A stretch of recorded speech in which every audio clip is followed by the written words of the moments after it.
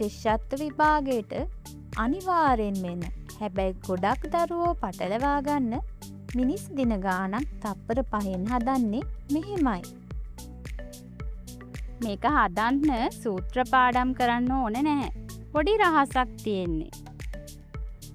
මිනිසුන් 6 දෙනෙකුට දින 4කදී නිම කළ හැකි වැඩක් මිනිසුන් 3 දෙනෙකුට නිම කිරීමට දින කීයක් ගත වේද? පළමු පියවර. මුලින්ම කරන්න ඕනේ මුල්ම පේලියේ තියෙන මිනිස්සු ගණනයි දින ගණනයි එකිනෙකට ගුණ කරන එක. ඒ කියන්නේ 6 වරක් 4 කීයද? 24යි. ඒක තමයි මුළු මිනිස් දින ගණන.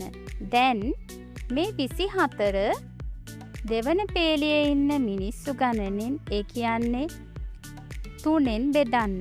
24 3ෙන් බෙදුවම පිළිතුර 8යි.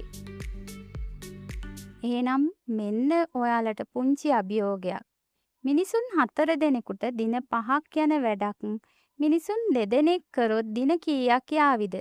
උත්තරේ ඉක්මනට කමෙන්ට් කරන්න.